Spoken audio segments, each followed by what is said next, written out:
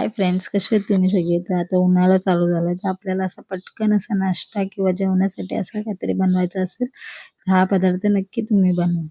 एकदम सोप्या पद्धतीने आणि जास्त वेळ गॅसजवळ उभं पण राहायला लागत नाही. लगेच 2-3 मिनिटात रेडी होतं. तर इथे मी अर्धी वाटी नाचणीचं पीठ, अर्धी वाटी ज्वारीचं पीठ आणि अर्धी वाटी तांदळाचं पीठ घेतलं आणि इथे मीठ चवीनुसार टाकलेलं आहे. थोडी पाव चमचा हळद टाकलेली आहे. इथे तुम्हाला कोणते अजून मसाला टाकायचा असेल तर तुम्ही टाकू शकता. इथे अर्धा चमचा लाल तिखट टाकलेलं आहे आणि पाव चमचा गरम मसाला टाकलेला आहे. बघा मस्तपैकी असा मसाला आपला टाकून मस्तपैकी मसाला घालून आपला किंवा आंबोळी असं बोलू शकतो.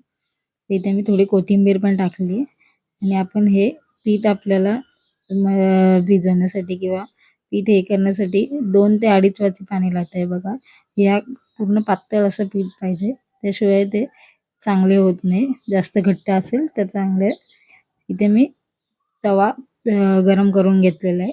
तो तवा गरम करून त्याला 1 चमचा तेल ग्रीस लावून घ्या. तवा चांगला गरम करून घ्या, तेव्हा आपले घावण मस्तपैकी होतात आणि मस्तपैकी गरम झाल्यावरच त्याच्यावर पीठ टाका, म्हणजे त्याला जाळी पण चांगली मस्तपैकी येते बघा.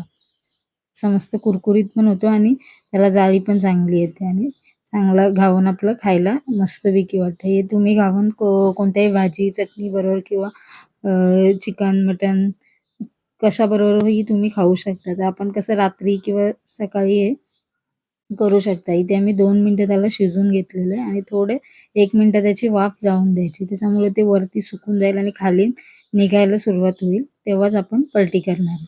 ह्याच्या कडा आपल्या पहिले सोडून घ्यायचे आणि त्याच्यानंतरच आपण असं बघा कडा सोडून घेतल्या आणि त्याच्यानंतरच पलटी करून घ्यायची आणि पलटी करून फक्त 1 मिनिटं शिजवून घ्यायचं. तुम्ही मुलांना हे डब्यात देऊ शकता किंवा सकाळी आपल्याला नाश्त्याला पण तुम्ही याच्याबरोबर चटणी किंवा असा अंडा वगैरे फ्राय वगैरे भुर्जी वगैरे पण खाऊ शकता. बघा किती मस्तपैकी 2 मिनिटात आपला हा रेडी झालेला आहे आणि एक हेल्दी पण आहे, की त्याच्यामुळे तुम्ही डब्यात किंवा टिफिनला किंवा दुपारच्या जेवणाला पण रात्रीच्या जेवणाला असं हे पटकन बनवून एक खाल्ला तरी हा आपला पोट भरेल.